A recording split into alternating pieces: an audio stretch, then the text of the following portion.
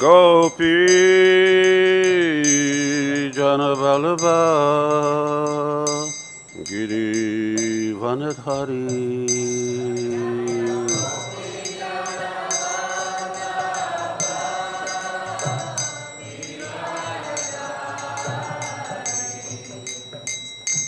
Yashodanandana Braja Janaranjana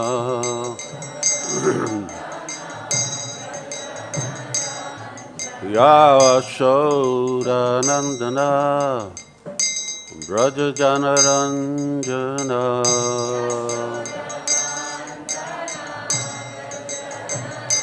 Yamunatira Vanachari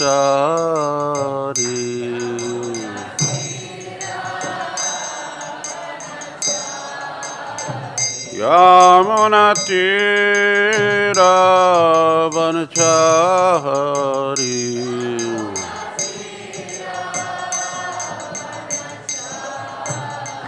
Jaya Radha Madhava Kunja Bihari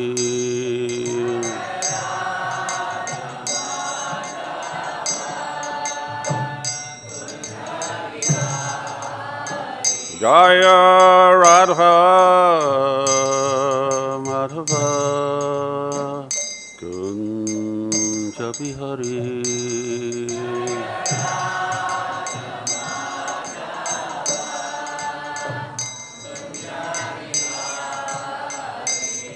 Gopi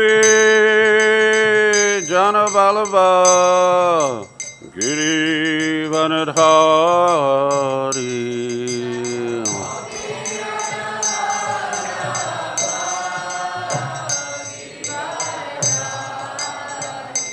Gopi Jana Vallabha Giri Vanadhari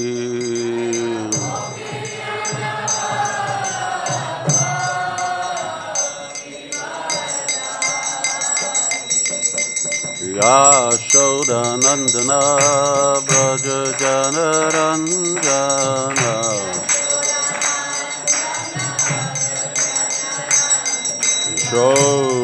Yashodanandana Braja Janaranjana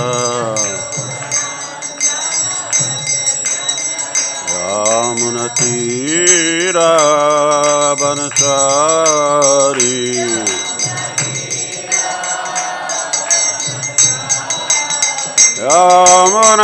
Yamunatira Vanachari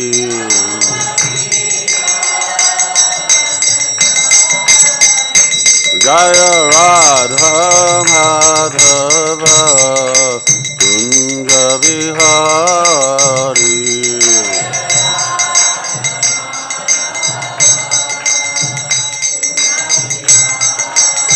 Jaya Radha Madhava Kunja Bihari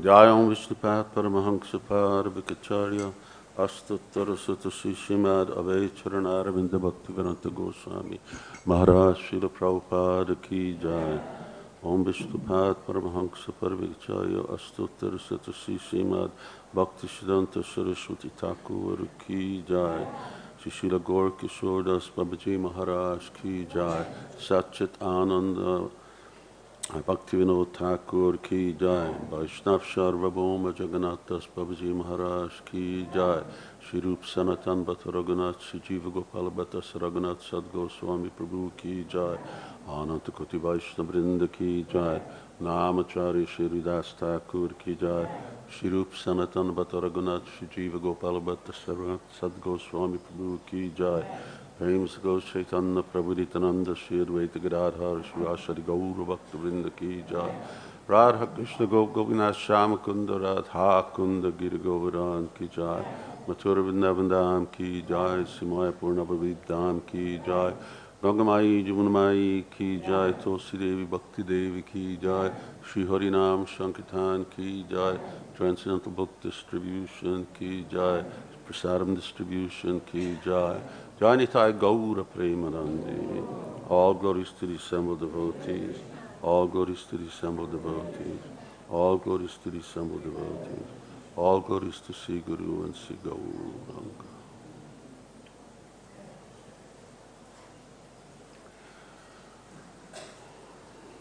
Just turn this on.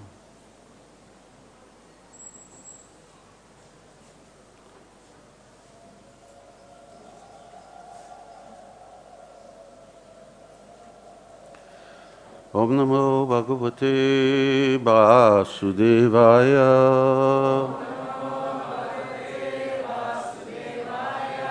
Om Namo Bhagavate Vasudevaya.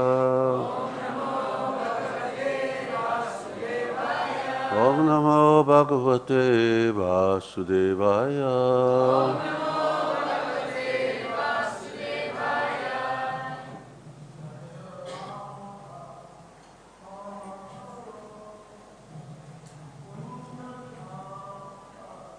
I can't imagine doing a class down there, but much nicer up here, peaceful and quiet. Hare Krishna. I'm not going to wish everybody a Happy New Year because it's not New Year. Our New Year is Gaur Purnima, and this New Year was established, I believe, by Julius Caesar. So who cares about Julius Caesar? Anyway, but we're measuring time like that. But I get a lot of Merry Christmas, Sivarama Swami, Happy New Year. Hare Krishna.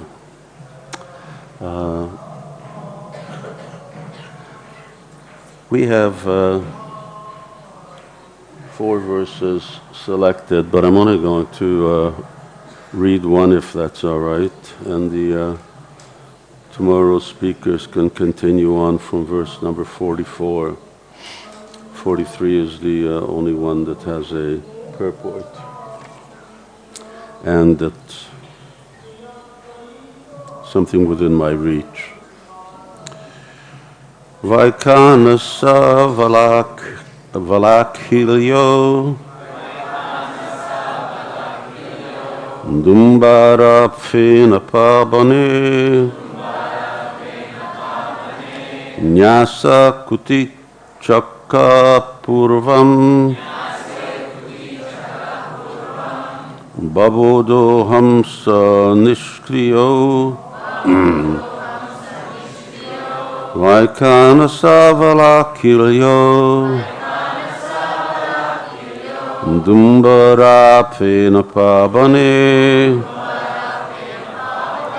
nyāse kuṭīcakaḥ pūrvaṁ bahvodo haṁsa-niṣkriyau.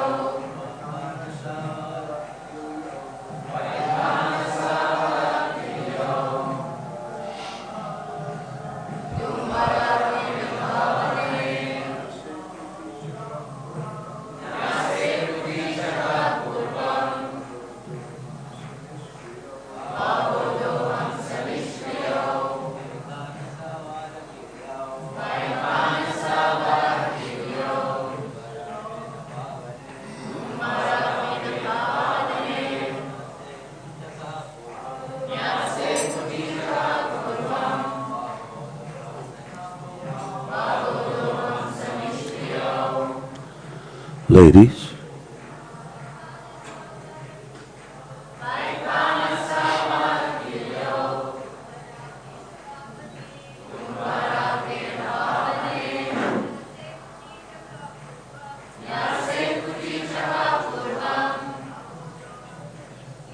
Bahvodo haṁsa-niṣkriyau.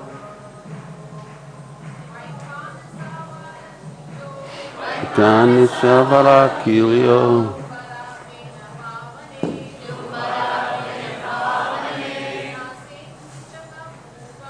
Nyāse kuṭīcakaḥ pūrvaṁ.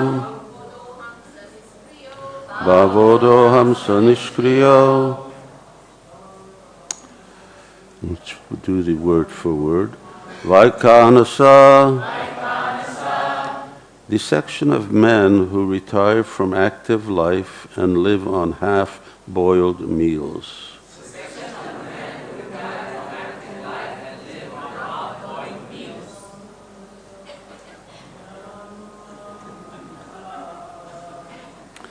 I mean, boiled is already pretty austere, but half-boiled. Vālakhilya, one who quits his former stock of grains on receipt of more.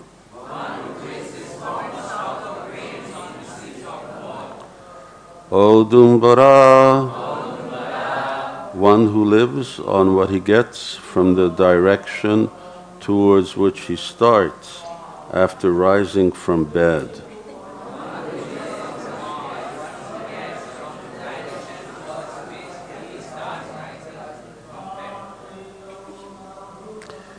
Phenapā, one who lives on the fruits which automatically fall from the tree. Vane, in the forest. Nyāse, in the order of renunciation. Kuṭīcakaḥ, life in the family without attachment. Pūrvaṁ, in the beginning. Bahvodaḥ, giving up all material activities and engaging fully in transcendental service.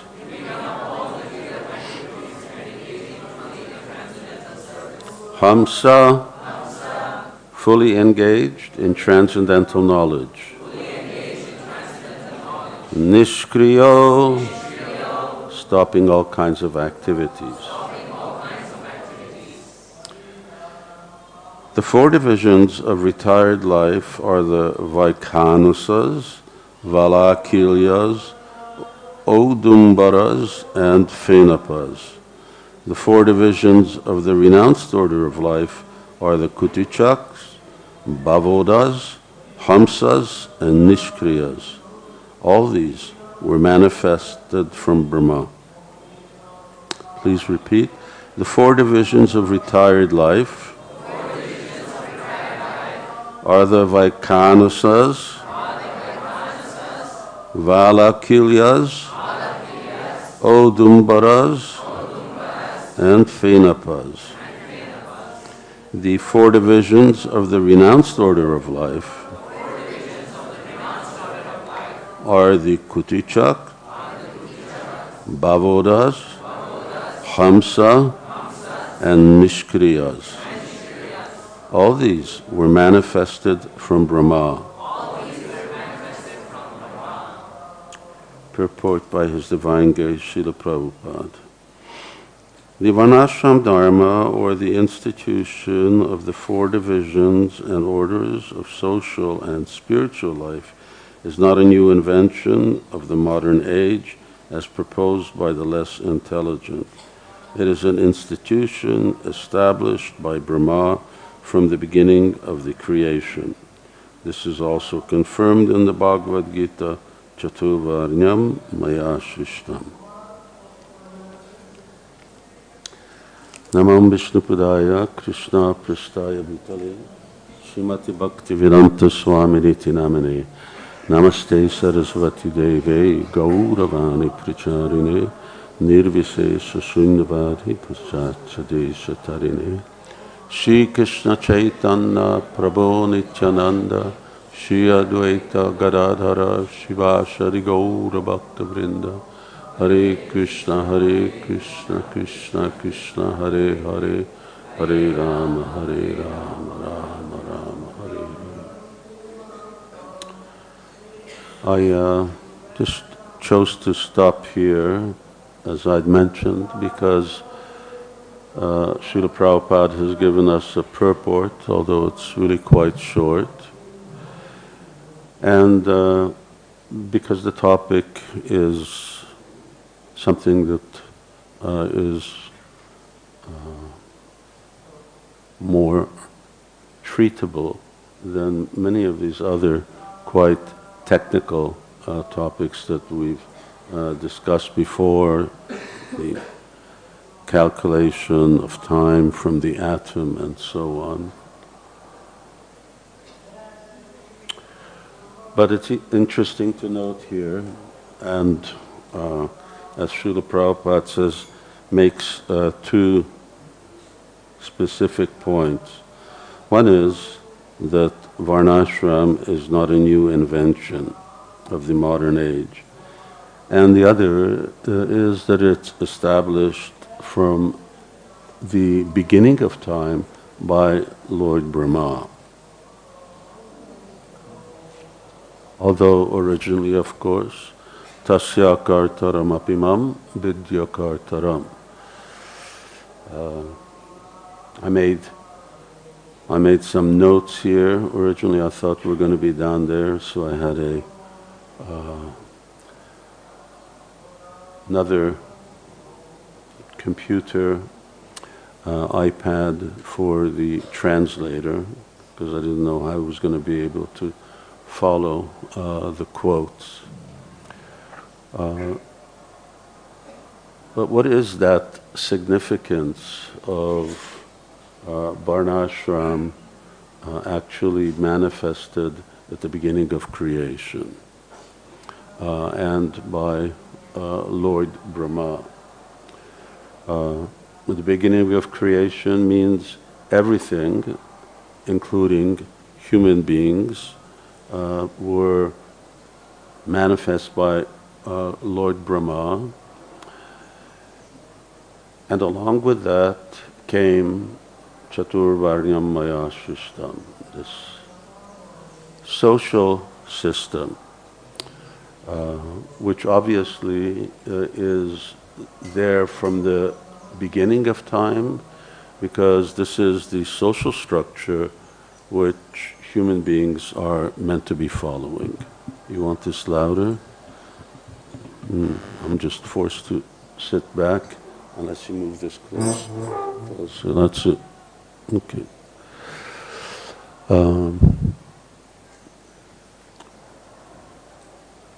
And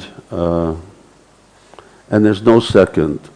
Vedic literature does not give an alternate social structure to varnashrama. It's not a matter of choice, although Narada Muni offers other alternatives, but those are for non-civilized cultures. Civilization, Aryan culture means varnashrama. And there is so much to speak about varnashram. I'm only going to touch really on three topics. One is whether human beings actually require a social structure or not. And of course they do. And then if they do, then why varnashram of all others? And what's the purpose of that varnashram? And the third is, what is the basic principles by which varnashram works? Now, as I'll mention later on, for Srila Prabhupada, this varnashram dharma became more and more prominent as our Krishna consciousness movement grew, and as as his followers really began to show their true colors. And Srila Prabhupada emphasized that he wanted not only varnashram to be established for the rest of the world, but you don't start something off on a large scale unless you do it on a small scale. That's called like a pilot project. And the pilot project was meant to be ISKCON. Not only to demonstrate, but actually also for the benefit of Vaishnavas, practicing Vaishnavas. Yes, Vaishnavas should follow the principles of Varnashram, which from one perspective we have been doing since day one, because we have the brahmacharis and the grihastas and the vanaprasthas and the sannyasis, and we have quite clear rights and obligations. Basically, every social structure establishes itself on the basis of what are the rights and obligations of its members. We've had no quarrel about what are the rights and obligations of the brahmacharis, of the grihastas, especially in the last few decades. Grihastha ashram has received more support, more training. I don't know if our statistics continue to be as abhorrent as they were in the past. We match the outside world, 50-60% divorce rate, which discouraged Srila Prabhupada quite a bit. He was really unhappy with that, because ultimately society is based on the grihastas. They're the breadwinners. Brahmacharis, or you have students, and then vanaprastha and sannyas. So more or less none of these work. Although I received quite a few invitations, why don't you go get a job? But none of these work, and therefore you have 1/4 of society who is maintaining the other 3, which means that they have to be quite affluent, at least affluent in the sense of being able to provide, and they also have to be very magnanimous in that they're willing to do just that. So Srila Prabhupada had really stated this in his sort of last year, repeated, and different devotees were present. Rameshwar Prabhu, did you hear Srila Prabhupada say it also? That 50% of his mission he considered needed completion, which was the establishment of Varnashram Dharma. And I mean, when Srila Prabhupada was 81 years old, and he couldn't sit, so he was laying down. He left Vrindavan Dham, laying on the back seat of a Mercedes. He traveled first to London. He was going to go to Gita Nagari with the idea, I'm going to teach them how to practice Varnashram. Unfortunately, Srila Prabhupada never made it beyond Bhaktivedanta Manor, which was fortunate for the devotees there, and many devotees came from Europe. And this was the sort of last darshan in the West that they were going to get of Srila Prabhupada. And due to health considerations, Prabhupada turned around and went back. It was important for Prabhupada. Otherwise, in a condition like that, you don't travel all over the world. laying down on 3 seats of an airplane. And Srila Prabhupada had this real strong desire, Gita Nagari. He wanted to go to his Gita Nagari farm, really a beautiful farm where Prabhupada wanted them to build one diorama from every of the 700 verses of the Bhagavad Gita. That was meant to be in Gita Nagari. Gita Nagari, it's the place of the Bhagavad Gita. And that's yet to be done. In fact, there's a lot of things that are yet to be done. In fact, it's a real challenge, even to the present day, as far as I know, because I'm no longer present at GBC meetings, that our leadership still has not established this is what Varnashram is for ISKCON. We have a lot of devotees. It's sort of like Hinduism. You ask 1.4 billion Hindus what Hinduism is, and they'll all say something different.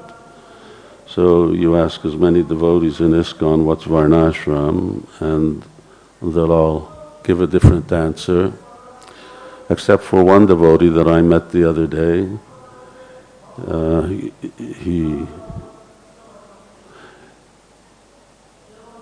He's doing a PhD, I forget what he's doing a PhD on, and he asked me, he says, Maharaj, can you tell me what Varnashram is? He was Indian-bodied, by the way. I said, you're Indian, you're doing a PhD, and you're asking me what Varnashram is?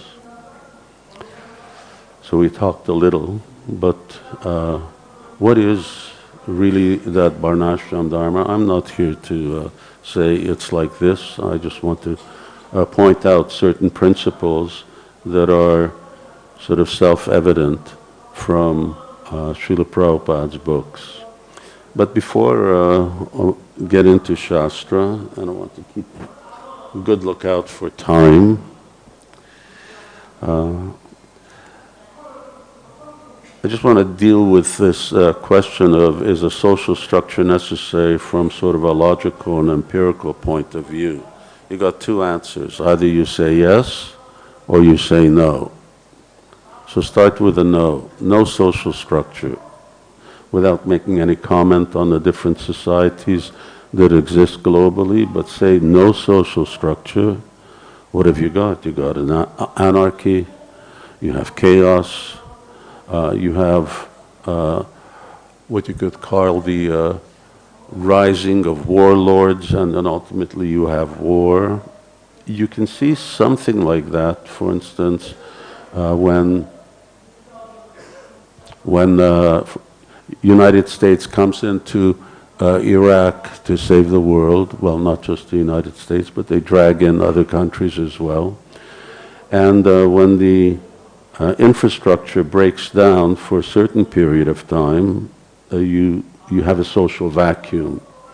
You know, who's in charge, who's running the show, and what is the faith that we're following, what do we do, how do we eat, what are the prices on things. These are all really sort of up for grabs until a certain level of stability arises.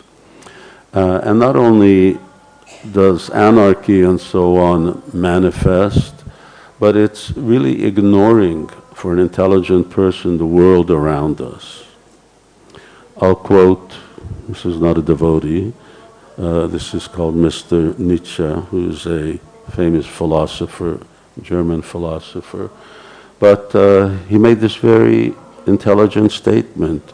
He says, our body is simply a social structure of many souls. Now that's a fact. Our body is made of cells. Those cells are all living entities.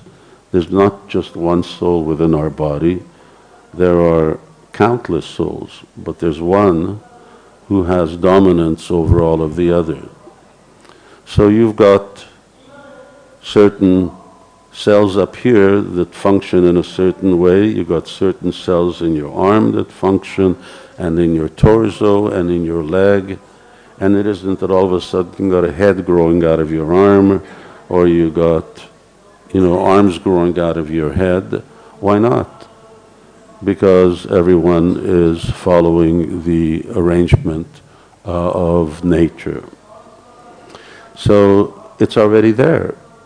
And Srila Prabhupada often gives the example, well, here it is, you've got your body. But we see that we have many, countless number of living entities who are working in a certain social structure. Now they're not working consciously, or at least they're not aware of the fact we are part of a body. They're cells, they're aware of their own identity in a certain very, very limited way, but they are conscious. So, in addition to that, of course, many animals have very elaborate social structures that human beings would be good to learn from, and we actually do learn quite a bit from. Ants, bees, wolves, elephant, orcas, if you ever go swimming in the ocean. So these are extremely social creatures having different social structures, but they do have a certain social setup. And of course the result of no social structure is that human beings are in one sense bound to remain very, very primitive. Why is that?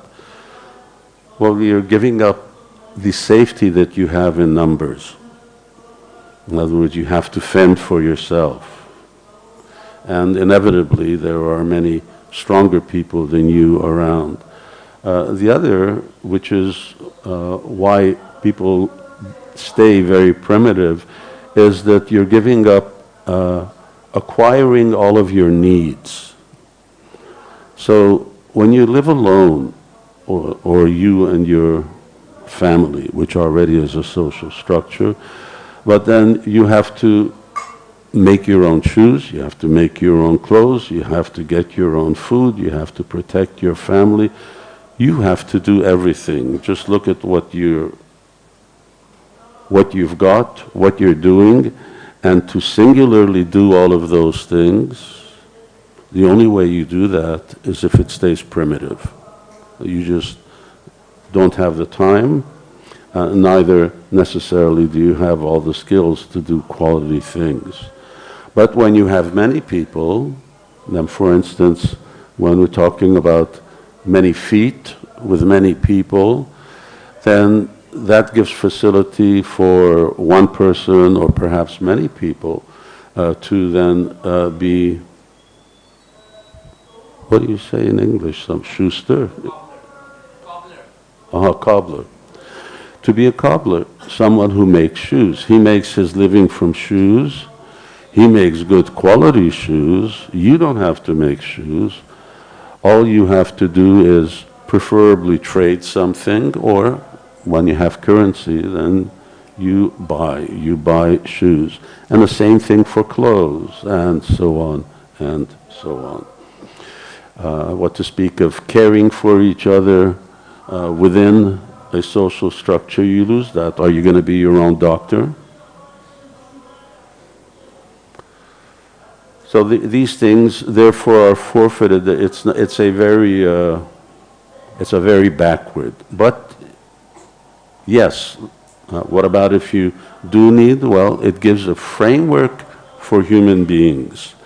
And very importantly, when many people are together, they establish systems of right and wrong. Of course, the preferred system of right and wrong is that which is coming down from us, from the Supreme Person. But then people know this is what you can do, this is what you can't do. Anarchy means everyone wants to do it their way. And of course you don't, or when you do in the Vedic system, you have a social system that has a real purpose, and has a purpose beyond this life. Every social system has a purpose. Capitalism has a purpose. So purpose is what? People should be affluent. Everyone in the world should live like, I don't know, a New Yorker, which is literally speaking impossible, because there are no resources that will ensure that everyone on this planet can actually live like that. So we see that this social structure is there, whether in quote-unquote advanced civilizations or very primitive civilizations. People know that it is much more better to be together in groups, and therefore that seems to be the natural system that takes place. Okay, that's logic, and that's not really our system, but it's still logical that a social system is needed. But what is stated here, and what Srila Prabhupada emphasizes, is that Shastra establishes, Lord Brahma establishes varnas, ashramas, their subdivisions. Here we see that we have 4 subdivisions of vanaprasthas, 4 it's supposed to be up there, 4 subdivisions of sannyas, and so on. I don't remember whether there's further subdivisions in the grihastas. There are subdivisions in the brahmanas and the kshatriyas and so on. So Shastra, the Shastric approach, is that human society must accept this varnashram system. So for who? Very often devotees have this sort of misconception that, and Srila Prabhupada dealt with that issue here in very extensive conversation. If you want to see, it was sometime in February of 1977, this whole question of is varnashram for members of ISKCON or not? And of course Srila Prabhupada made it very clear in just as many words. But in Bhagavatam, in Bhagavad Gita, Krishna gives certain number of verses. Srimad Bhagavatam, aside from seeing that all of the settings take place in a varnashram social background, you have in the 7th canto, Narada is speaking from chapter 9 to 11 on varnashram. That's 3. Krishna in the 11th canto gives 2 chapters on varnashram and 1 chapter on the modes of material nature, describing them in the context of how it affects both the individual as well as society overall. So you've got 6 chapters out of 180, which is roughly about 4%.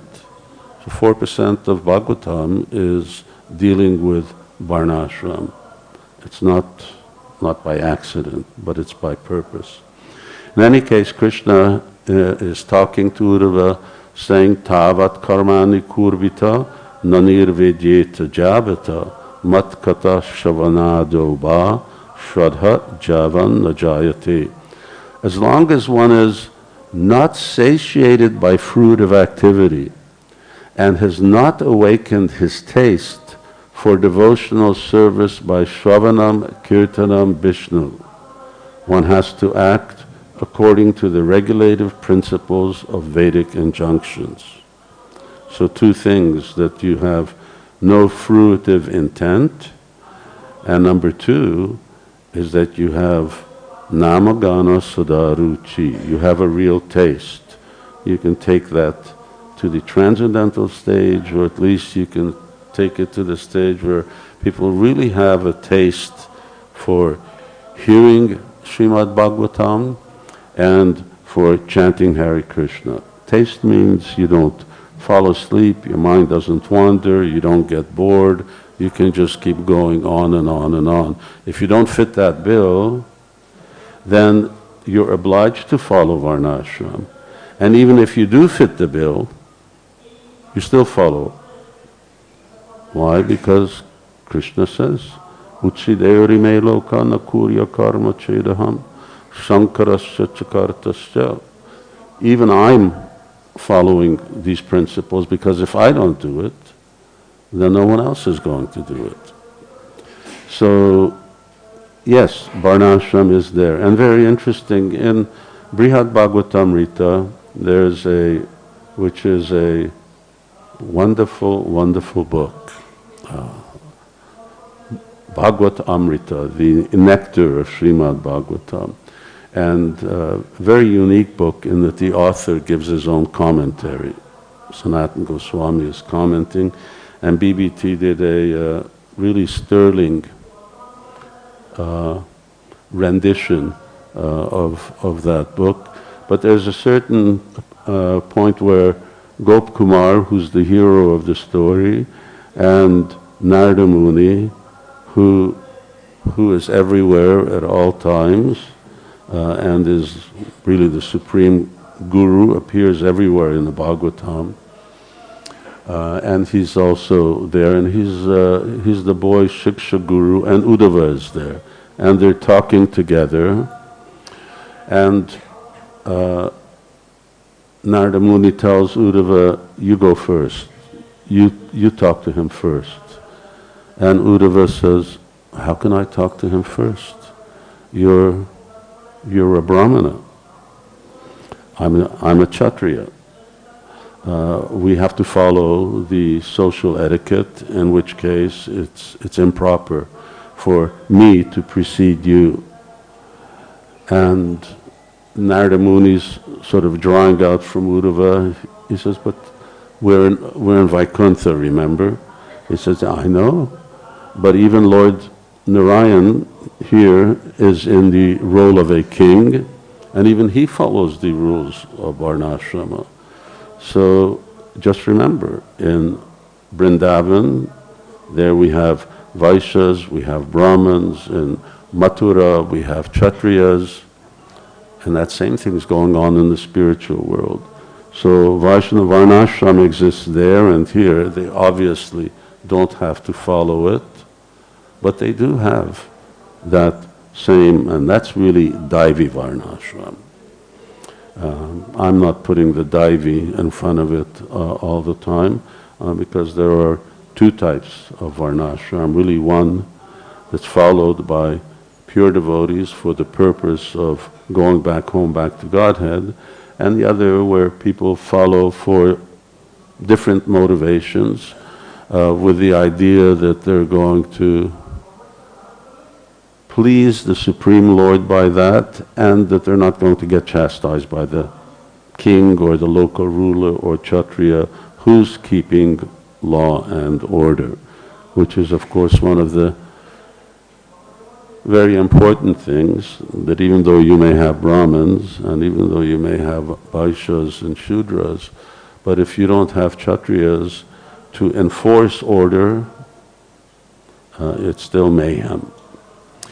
So Krishna here is telling Uddhava that yes, these people they have to follow, and of course we're a spiritual organization. We don't really have that type of muscle as yet. We have sort of a GBC, and we have temple presidents, and being both, it's a very unfortunate position where you have to try to enforce certain ecclesiastical laws and tell somebody, okay, well, I'm kicking you out of the temple, or you can't come to my zone, or something like this. Not really the business of even, and I'm not a Brahmin, but even it's not the business of either Brahmins, it's not the business of administrators to be in that position. We don't have real people, and neither do we have real serious consequences for, is there a consequence for someone who breaks the regulative principles? Well, if he's in a position of authority, then obviously yes. But otherwise, especially if he's beyond the purview of sort of the institution and he's in the greater Krishna consciousness movement, everyone does as they like. Okay, so we agree that a social structure is necessary. But what is that structure and why is it varnashram dharma? Well, you have, again, two alternatives.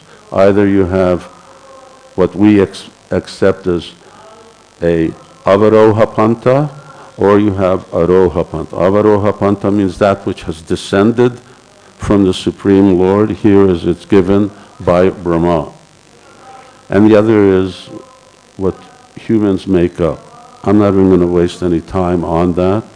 There are so many societies in the world that we live in, and it's just a pointer on this, I'm keeping track of time, that Srila Prabhupada took pains to establish that this is the International Society for Krishna Consciousness. Now, a society is very different than a religious organization, a church, a mosque, a mandir, you name it. So what's the difference is that a religious organization is part of a society. But now Srila Prabhupada is talking about a society. Within a society, you can really establish varnashram. In a church and in that type of setting, I use this word church because in Hungary we're considered to be a church. I'm just translating. So a religious organization, it becomes extremely limited as to what you can do and what your responsibilities are. In society, yes, society you can establish varnashram.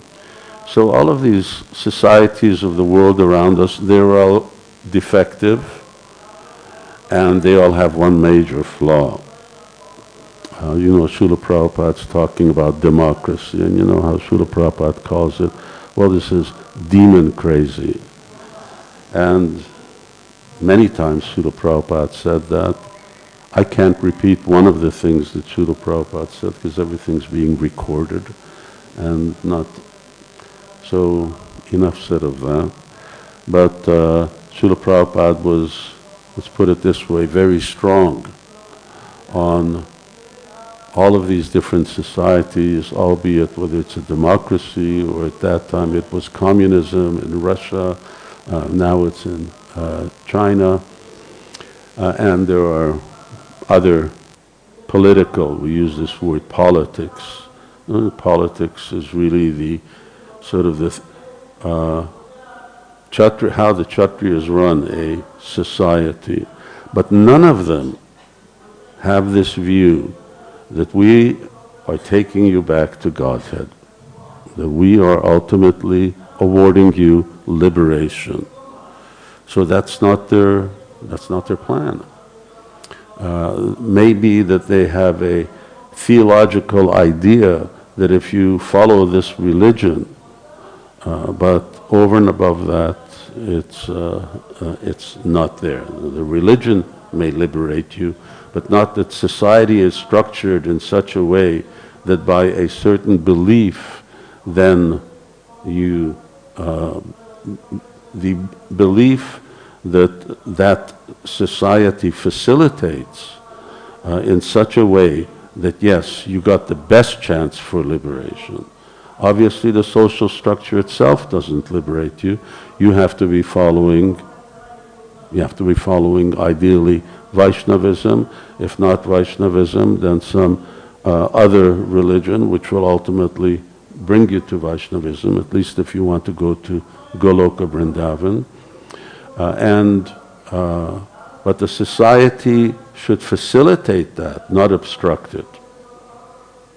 When you've got intoxication rampant, illicit sex is just standard for everybody. What to speak of illicit sex, same sex, and pretty soon it's going to be sex with animals, and all of these things. This is really contradictory to an atmosphere that facilitates spiritual advancement. This challenges spiritual advancement, it tempts people and it drags them down. A good example, just going back to the Kshatriya, is that I forget the name of the book, I'll just remember, but what is that book which talks about Maharaj Bir and Srinivasacharya, Bhakti Ratnakar, thank you very much. Yes, Bhakti Ratnakar.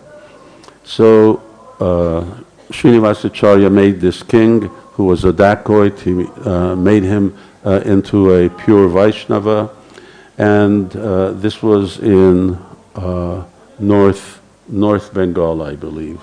And he had a certain area, so he mandated everyone chants 64 rounds a day. Everyone. Everyone is a Vaishnav. They chant 64 rounds a day. They follow whatever the principles of the land were. Like, for instance, we have this also book on Ekadasi, where many kings mandated everyone has to dry fast on Ekadasi. It's a great economic program because, that means already 3% of the food is saved if no one's eating on one day, and it's also extremely healthy. Sorry, not 3%, 6%.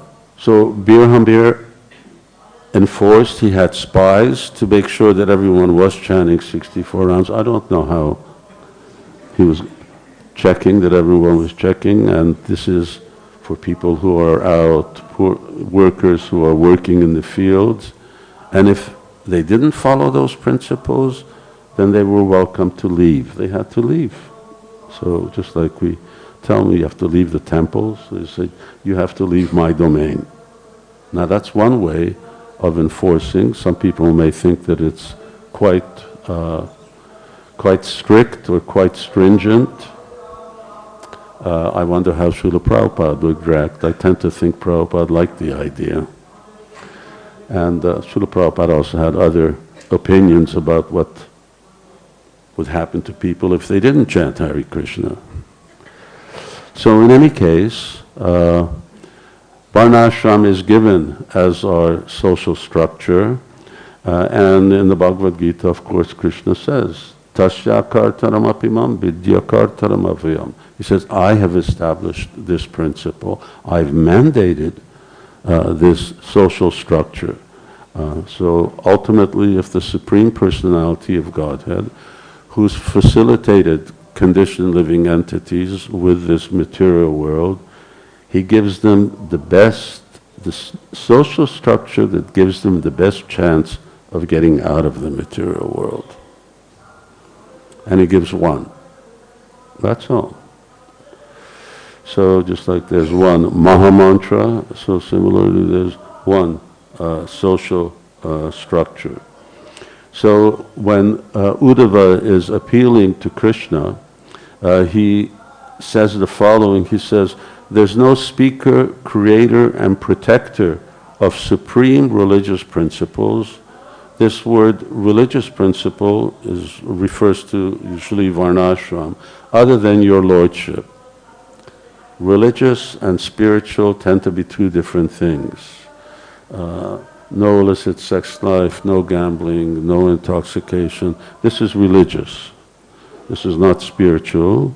Srila Prabhupada would say this is just certifies that you're a human being and that you're following certain principles.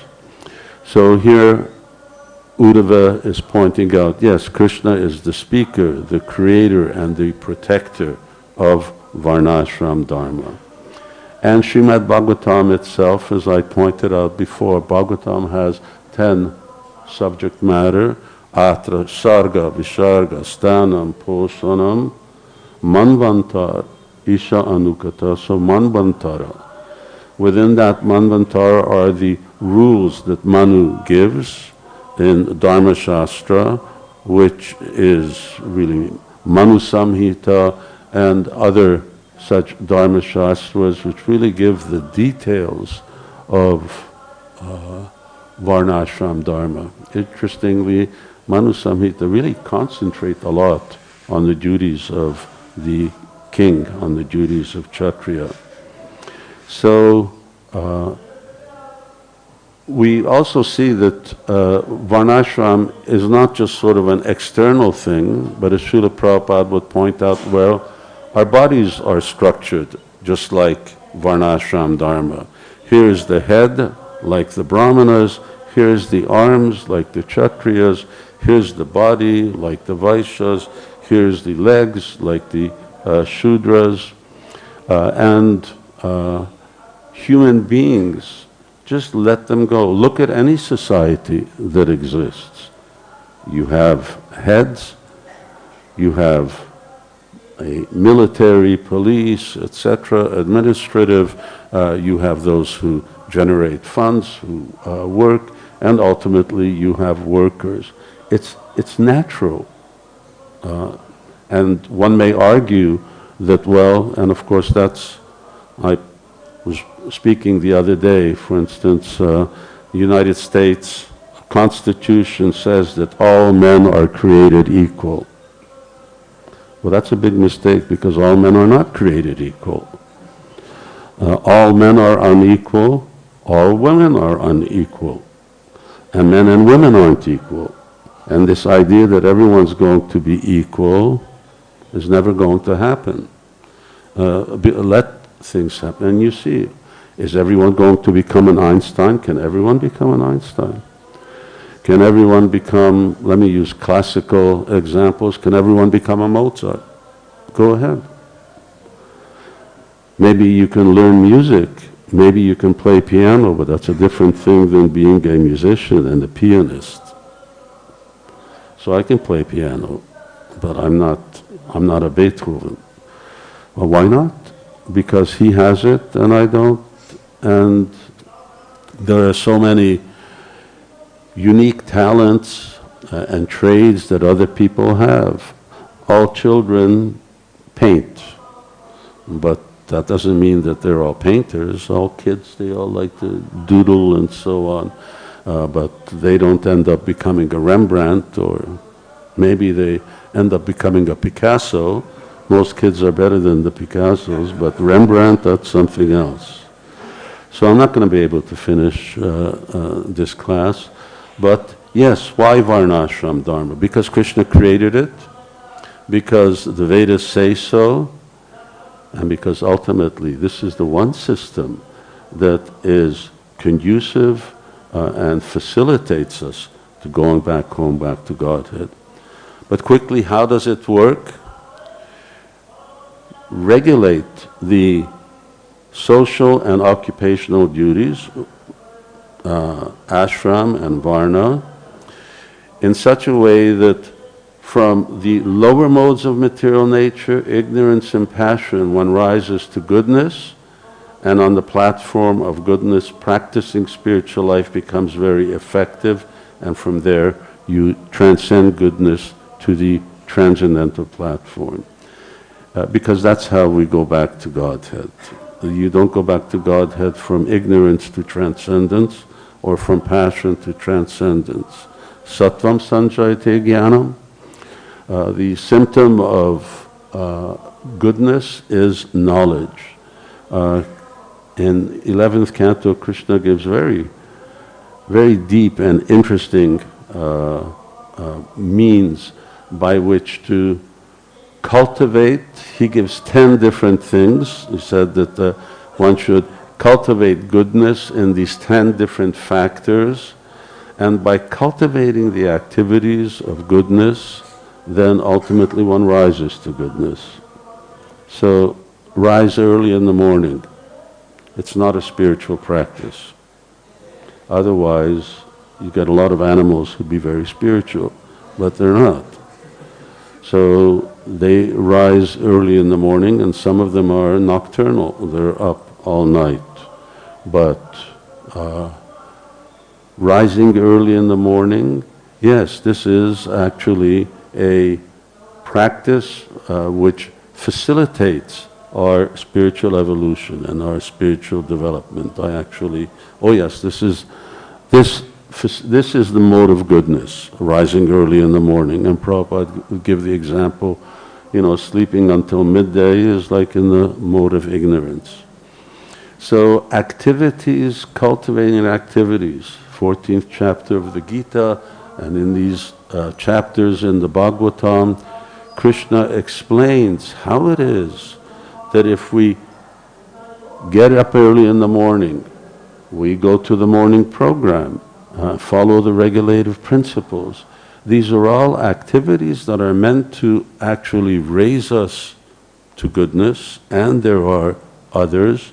And by doing that and practicing Krishna consciousness in goodness and not becoming complacent, then ultimately one can attain perfection and go back to Godhead.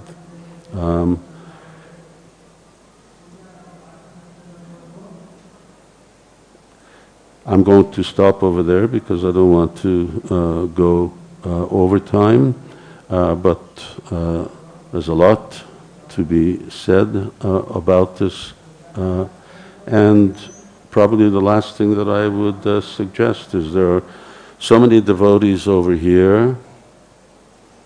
Push your GBCs. What have you done? 50 years are going by, and you haven't established half of Prabhupada's mission. What kind of leadership is that? Now, I'm not going to be very popular for inciting rebellion. Here's some GBC members. But that's your right. You're a member of the Krishna consciousness movement. You have a right to communicate to your presidents, to your leaders, to your GBC members. Half of Prabhupada's mission, left it to you. What have you done in 50 years? You've even been afraid to establish a Varnashram committee. You don't want to give it the name Varnashram, you want to give it some other name. I forget what the name that was given to it. You are followers of Prabhupada. So it may not be in our hands to do it, but at least it's certainly in our hands to communicate that we're expecting something to happen. And with that, Hare Krishna. Jai Srila Prabhupada ki Jai.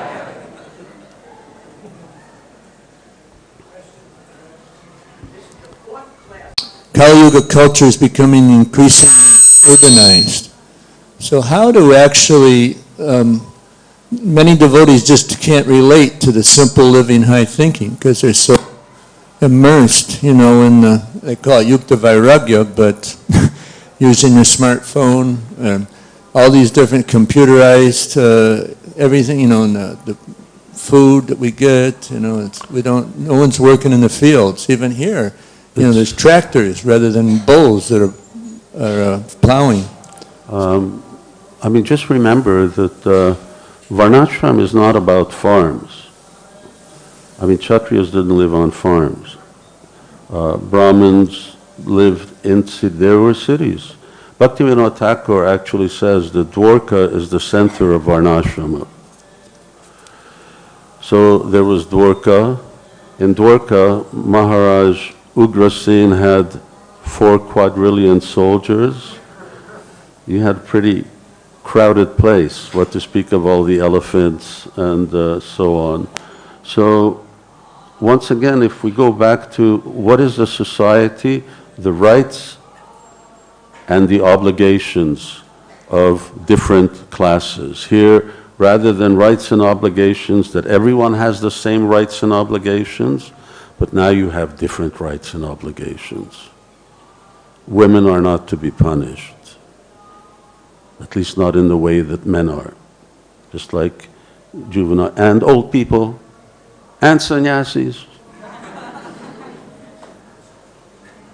So you have different rights, now, this really doesn't go down in the world that we're living in today, where, egalitarianism is like the call of the day.